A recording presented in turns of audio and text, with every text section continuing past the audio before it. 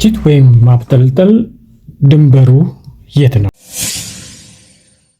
ትችትም በእውነት በማስረጃና በሙያዊ ስነምግባር መመርመር ሲኖርበት፣ ህዝብ በመንግስት ላይ ሙሉ በሙሉ እምነት እንዲያጣ ነው።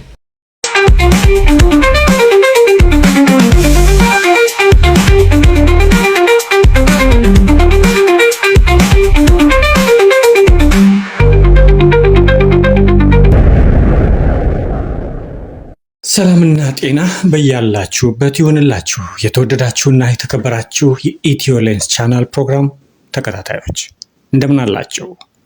እነሆ ዛሬም እንደከዚህ ቀደሙ በሀገራዊ ጉዳዮች ላይ በተለይ ወቅታዊ የሆነውን ጉዳይ አንስተን ቆይታ እናደርጋለን። አብራችሁኝ እስከ ዝግጅቱ ፍጻሜ እንድትቆዩ የአክብሮት ግብዣዬን እያቀረብኩ ዝግጅቱን በማቅረብ ከእናንተ ጋር ቆይታ የማደርገው እኔ ሳምሶን አሸብር ነኝ። መልካም የአብሮነት ቆይታ እንዲሆንልን በድጋሚ ተመኘው።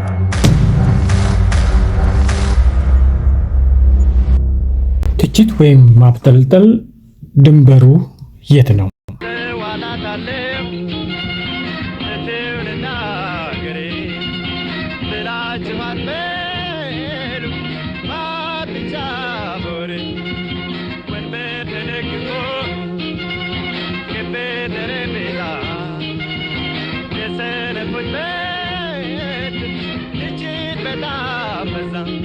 ኢትዮጵያ ዛሬ ከመቼም ጊዜ በላይ የመረጃ አማራጮች ያላት ሀገር ሆናለች። መንግስታዊ ሚዲያዎች፣ የግል ሚዲያዎች፣ የዩቲዩብ ቻናሎች፣ የፌስቡክ ገጾች፣ የቴሌግራም ቻናሎችና ሌሎችም የማህበራዊ ሚዲያ መድረኮች በየቀኑ በሺህ የሚቆጠሩ መረጃዎችን ያቀርባሉ። ይህ በአንድ በኩል የመረጃ ነፃነትን ያሰፋ ቢሆንም በሌላ በኩል እውነትና ትርክትን መለየት ከባድ የሆነበት ሁኔታን ፈጥሯል። ችግሩ የመረጃ እጥረት አይደለም፣ የታመነ መረጃ ከማይታመን መረጃ የመለየት ፈተና ነው። የተወደዳችሁና የተከበራችሁ የኢትዮ ሌንስ ቻናል ፕሮግራም ተከታታዮች ዛሬ ወደ እናንተ ይዘን የምንቀርበውም ሀሳብ ይሄንን ነገር በስፋት የሚመለከት ይሆናል። ትችት ወይም ማብጠልጠል ድንበሩ የት ነው የሚለውን ከመሸጋገሪያ ሙዚቃ በኋላ ተመልሰን ስንመጣ በስፋት እንቃኘዋለን።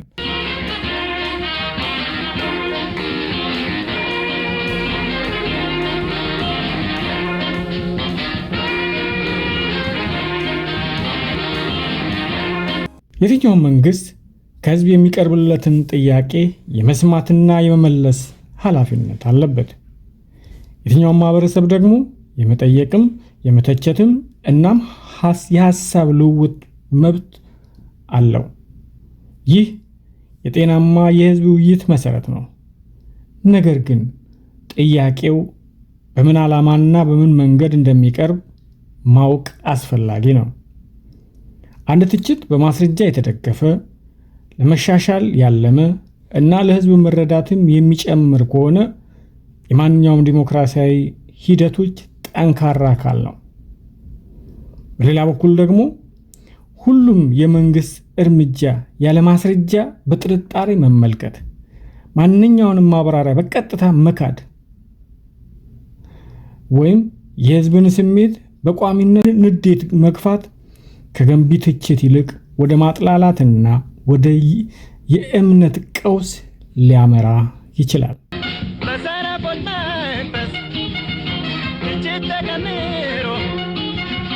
በመሻሻል ፋንታ መሆን ነው ደንቆሮ አተረከተን ብሎ ከመለችን ሀገራችን ትልማ ወራን ተራመት። በተመሳሳይ ሁኔታ ደግሞ የማንኛውንም ተቃዋሚ ድምፅ ማብጠልጠል ብሎ መሰየም ወይም ማንኛውንም ትችት የሴራ ጠላት ብሎ ማጣጣል የጤናማ የህዝብ ውይይትን ያዳክማል። ይህ ደግሞ የተጠያቂነትን ባህል ሊያሳንስ ይችላል።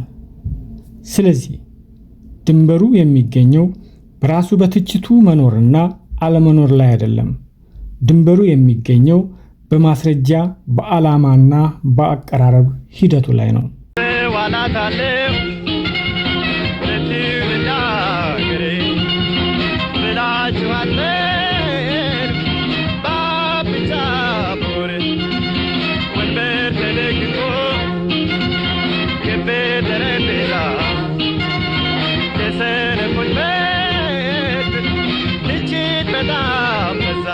ጤናማ ማህበረሰብ የሚገነባው በሁለት ነገሮች መካከል ሚዛን ሲጠበቅ ነው።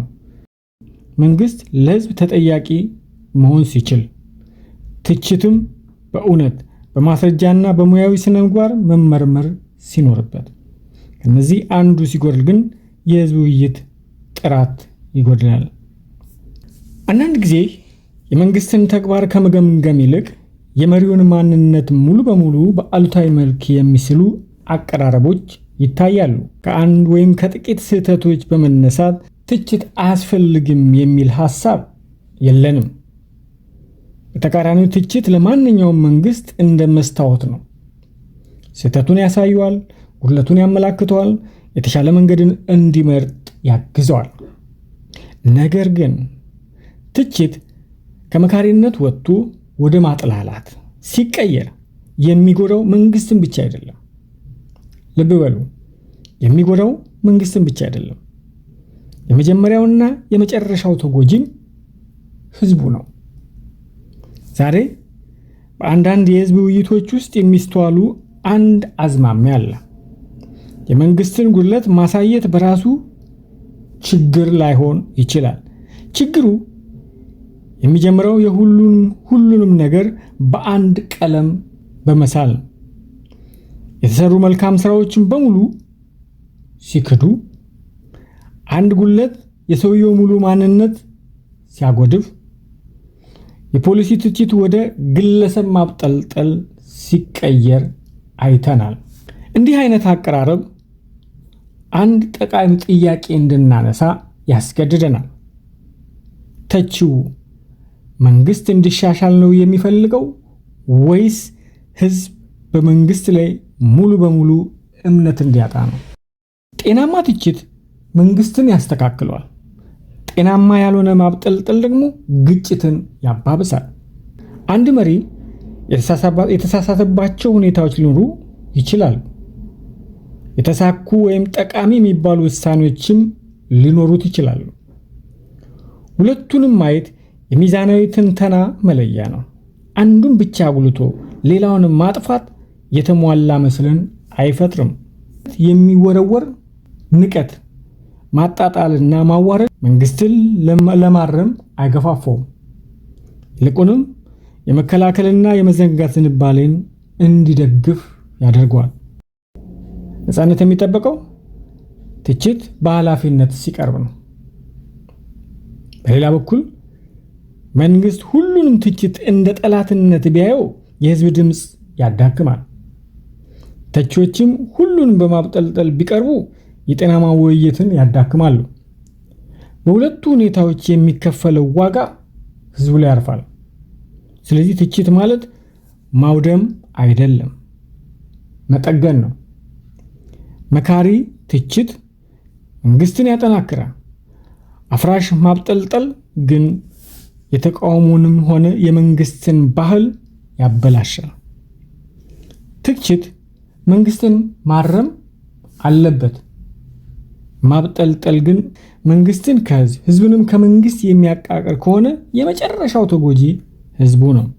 ለህዝብ ቆም ያለው የሚል ተቺ ደግሞ ይሄንን ከግንዛቤ ውስጥ ማስገባት አለበት። የማነሳው ሐሳብ ትችት እንዲቆም አይደለም፣ ይልቁንም ትችት እንዲጠናከር ነው። ምክንያቱም የማስረጃ መሰረት ያለው ምክንያቱም የሚያስረዳና መፍትሄን የሚጠቁም ትችት መንግስትን ብቻ አይጠቅምም፣ ሀገርንም ያጠናክራል።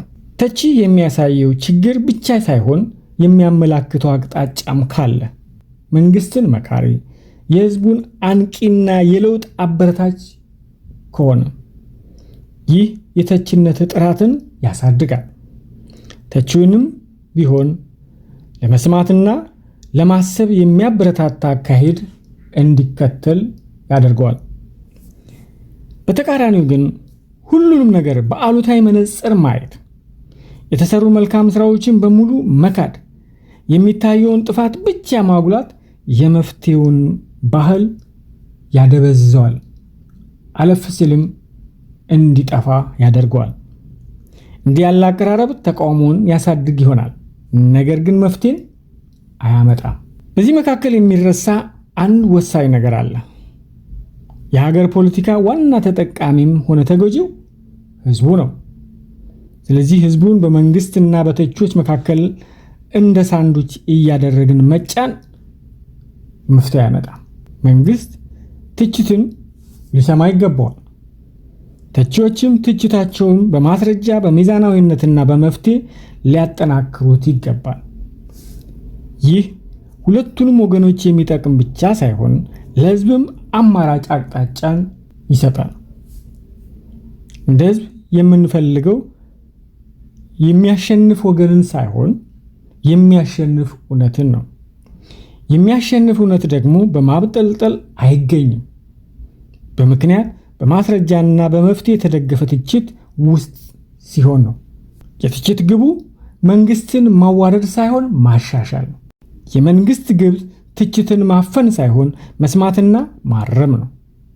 እነዚህ ሁለቱ መርሆች በአንድ ላይ ሲሄዱ ብቻ ነው ለህዝብ ከመንግስትና ከተቺዎች መካከል ተጨንቆ የመኖርን ሁኔታ የሚቀንስለት።